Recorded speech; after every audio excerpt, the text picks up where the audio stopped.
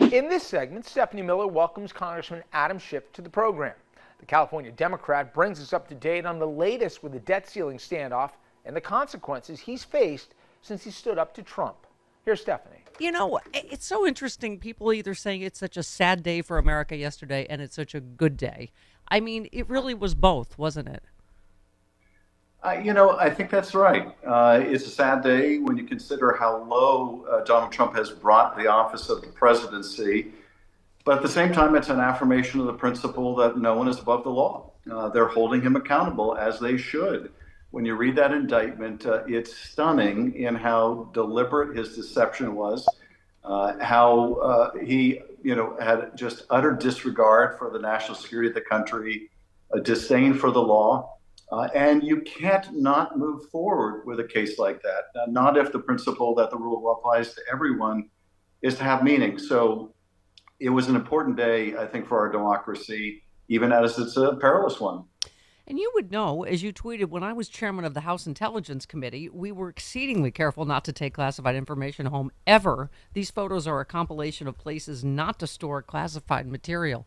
I mean, in particular, from your experience in intelligence, you must have just been shocked and horrified, which I think, you may not have thought you could still be by Donald Trump, right? It's so true. Whenever I would go into the Schiff, that intelligence committee room way below the Capitol, I would take out all my electronics and leave them outside. I would pat myself down to make sure I hadn't forgotten anything.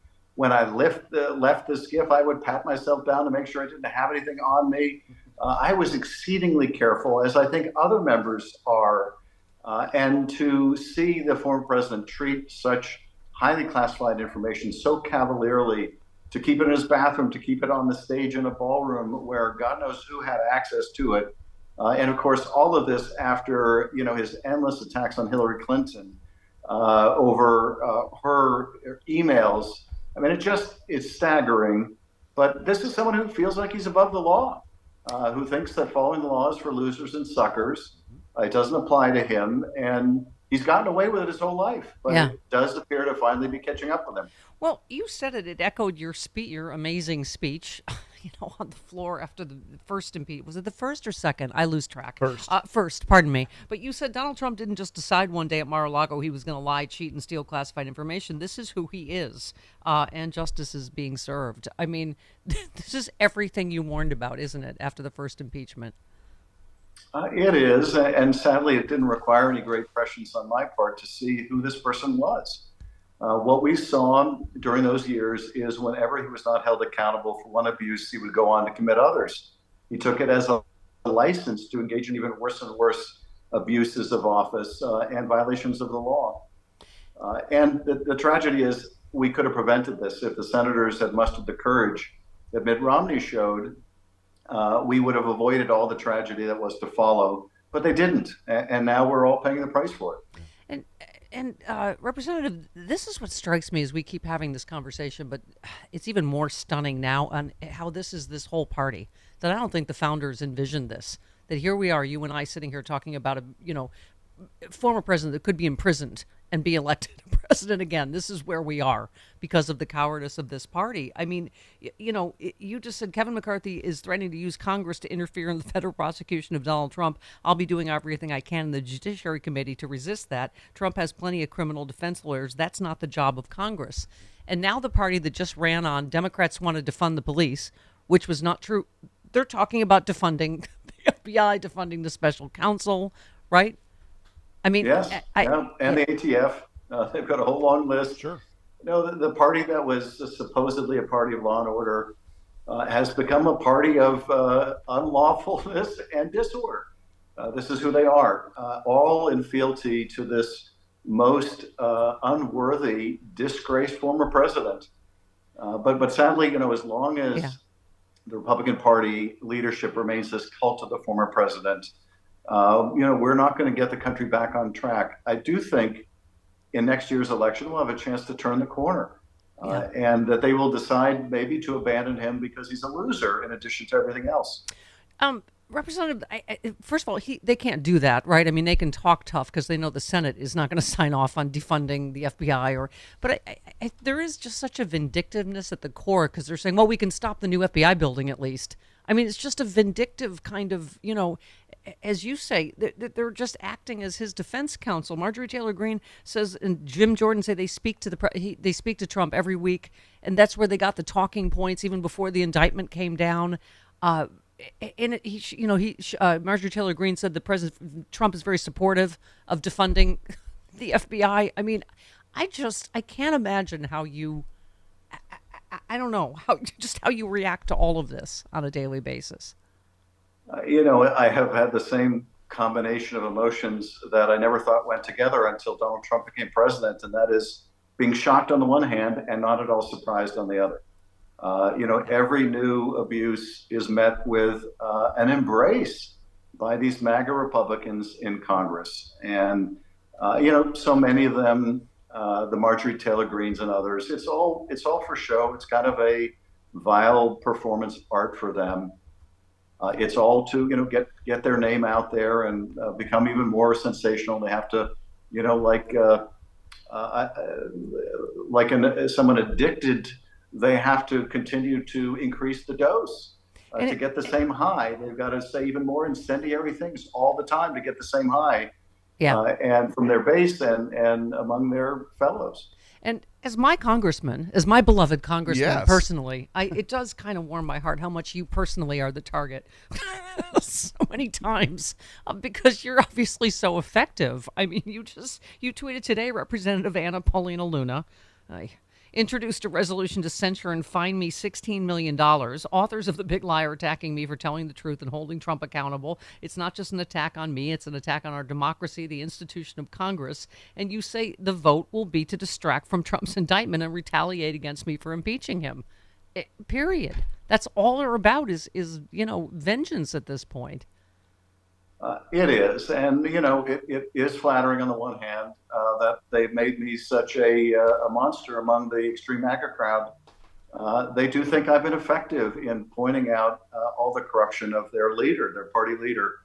Of course, it's not going to stop me. I'm going to continue to speak out. I'm going to continue to do what's necessary to hold them and Trump accountable. But they are trying to not just intimidate me, but they're trying to intimidate others. Yeah. They're basically trying to say anyone who stands up to our would-be autocratic leader, they're going to go after in various ways. They're going to seek to censure and fine them into submission. And sadly, McCarthy is such a weak leader that he puts stuff like this on the House floor. And it's apparently part of the bargain. The latest over their failed effort to do the business of the House. This is another sop to the MAGA crowd. Yeah. Well, let's censure Adam Schiff. We'll censure Adam Schiff if you let us pass this repeal of Biden's regulations.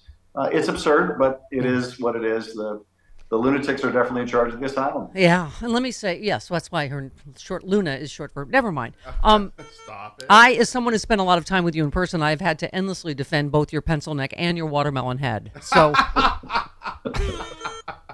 It's a tough balancing act. Yeah, it really is. So I know you are someone, Representative, who, like many of us, have been very impatient about the pace of justice and whatever Merrick Garland is doing. Has this changed your point of view? Because, we're also seeing the January 6th grand jury very active yesterday in D.C. and Andrew Weissman, for one, saying this means 100% Jack Smith is also going to charge him for January 6th. What are your thoughts? Well, I have been very concerned about the slow pace of the Justice Department on the January 6th issues on the president's incitement of an attack on the Capitol. Those are the most serious charges. And the Justice Department waited a long time to go after anyone but the foot soldiers who broke into the Capitol and assaulted police officers that day. I do think there was a turning point when Jack Smith was brought on. Then there seemed to be a real energy directed at finishing the investigation of the higher-ups. I'm not as confident that it will lead to charges. I hope that it will, because I think the evidence supports that. That was the conclusion of those of us on the January 6th committee, that we believe that Donald Trump violated numerous laws in connection with that effort to stop the peaceful transfer of power. But I am encouraged that they developed such a powerful case against the president, the former president, over Mar-a-Lago and the willful obstruction of justice, the willful retention of these national security documents. I hope they will finish the January 6th investigation in a timely way now and make a decision on charging, because to me that is the most serious set of offenses. Representative, what is your take on this reporting yesterday? It's first of all just the fact that we're talking about a former president being investigated on so many different levels and states and locally and federally. But I think Letitia James made a lot of news on saying that they may have to stand down, and she also mentioned Alvin Bragg and Fani Willis because you generally let the feds go first. So, but I'm like, and I think Fani Willis said, no, this is not going to hold us up. What is your take on all that, on the fact that he is criminally obviously liable in so many different venues, on how that's going to affect this whole thing? Well, it's very difficult to say. I think that what the Georgia prosecutor may be saying is it won't stop her from bringing charges. Yeah. Now, whether it would result in a delay of a trial in Georgia or a trial in New York, I think it is pretty likely that they defer to the federal prosecutors to go first. That's not a guarantee, and it's a kind of a rule of comity between the offices that you let the feds go first. And here Trump drew a very favorable judge from their point of view. And if they want to delay the case, this judge might just let them delay the case. If the state cases are going to follow the federal case and the federal judge allows the federal case to be delayed, then this could push all of these cases off into the future. So that's the risk, that he's not held accountable in a timely way. But I think that the Justice Department is going to seek a speedy trial, and they're going to try to move as quickly as they can. Well, we'll have to see, what the judge ultimately rules on that. Couldn't it be the opposite? That if you can't get Eileen Cannon recused and that is delayed, wouldn't that be an opportunity for the local to go forward, whether it's Georgia, Alvin Bragg, or Letitia James? That could be. That certainly could be. I mean, if for example the federal judge puts this off for a long time, then Georgia or New York could say, well, we're not putting it off that long, and if you're going to put your trial off that long, then we can go forward with ours because it won't interfere in your case.